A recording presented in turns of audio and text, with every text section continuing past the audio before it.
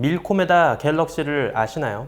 우리 은하를 뜻하는 밀키웨이, 그리고 이웃한 안드로메다 은하, 두 은하의 이름을 합친 이름입니다. 오랫동안 천문학자들은 먼 미래에 우리 은하와 안드로메다 은하가 합체할 것이라 생각했습니다. 지금은 두 은하가 서로 250만 광년 거리를 두고 떨어진 채 각자의 아름다운 나선팔, 또 별과 가스로 이루어진 원반을 거느리고 있지만, 두 은하가 충돌하면서 별의 궤도가 랜덤하게 뒤섞이고 결국 별들이 펑퍼짐하고 둥글게 퍼져 있는 거대한 타원 은하가 될 것이라 예상했습니다. 이 충돌 과정은 50억에서 70억 년 후에 마무리될 거라 생각했죠. 그리고 이렇게 만들어진 미래의 거대한 은하를 밀코메다 갤럭시라고 불렀습니다. 오랫동안 밀코메다 갤럭시의 탄생은 언젠간 반드시 벌어져야 하는 우리 우주의 정해진 운명처럼 생각했죠. 마치 50억 년 이후 태양이 적색거성으로 부풀고 결국 행성상 성운이 될 것이란 운명을 향해 나아가고 있는 것처럼 말입니다. 그런데 최근 이 운명의 의문을 품는 천문학자들이 많아지고 있습니다. 최근 네이처 어스트로노미에는 우리 은하와 안드로메다가 어쩌면 전혀 다른 운명을 걷게 될지 모른다는 흥미로운 가능성을 보여줍니다. 더 정확히 말하자면 두 은하가 정말 충돌할지 안 할지 전혀 예측할 수 없다고 이야기하죠. 밀코메다 갤럭시는 결국 우주의 운명을 잘못 예측했던 우리 인간의 상상 속에서나 존재한 천체였을까요? 과연 우리 은하는 안드로메다와 격렬한 충돌의 운명을 이겨갈 수 있을지, 우주먼지의 현자타임즈, 어쩌면 전혀 다르게 흘러갈지 모르는 우리 은하의 놀라운 운명에 관한 이야기를 소개합니다.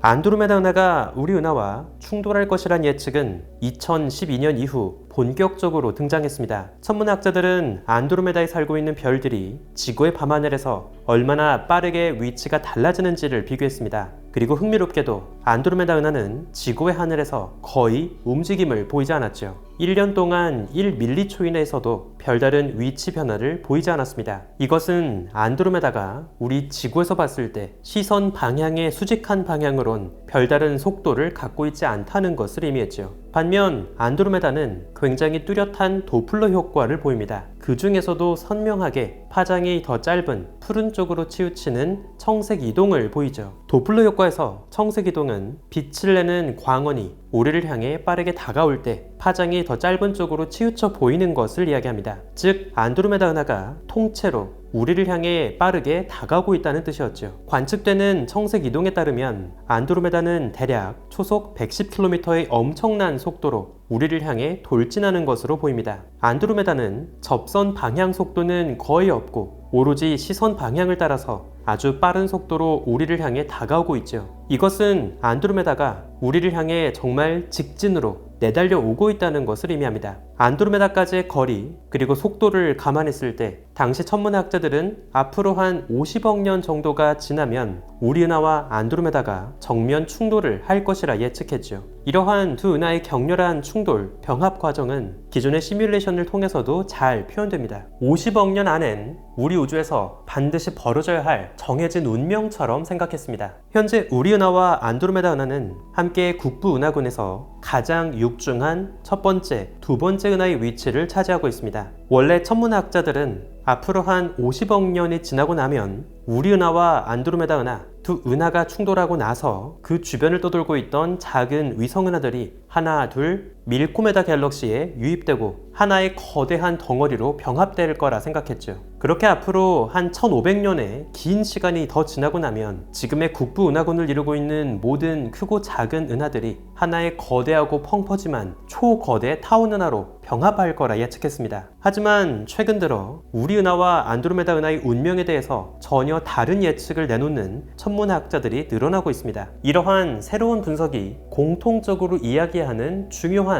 포인트가 있습니다. 바로 기존의 예측은 상황을 너무 지나치게 단순화했다는 거죠. 우리 은하에는 소마젤란, 대마젤란 은하와 같은 결코 무시하기 어려운 꽤 커다란 외소 은하가 돌고 있습니다. 이 두 은하가 오랫동안 우리 은하 중력에 사로잡혀 궤도를 돌면서 그 주변에 남긴 별과 가스 물질로 이루어진 기다란 흐름도 볼 수 있죠. 이와 비슷하게 궁수자리 외소 은하도 자신의 궤적을 따라서 긴 흔적을 남겼습니다. 안드로메다 은하 곁에도 삼각형 자리 은하라고 불리는 M33 은하를 비롯해서 다양한 외소 은하가 발견되고 있죠. 외소은하들은 덩치 큰 은하에 비해선 100배 이상 훨씬 질량이 가볍습니다. 그래서 얼핏 생각하면 이들이 가하는 중력적인 효과는 쉽게 무시해도 될 것 같죠. 하지만 결코 그렇지 않습니다. 이들은 질량이 가벼운 대신 중심 은하에서 바짝 붙어있기 때문입니다. 거리가 더 짧은 만큼 결과적으로 중심 은하에 가하는 중력적인 효과는 충분히 강력하죠. 특히나 수십억 년 이상 긴 세월에 걸친 운명을 예측한다면 이런 사소한 효과들도 최종 운명에 큰 영향을 끼칠 수 있습니다.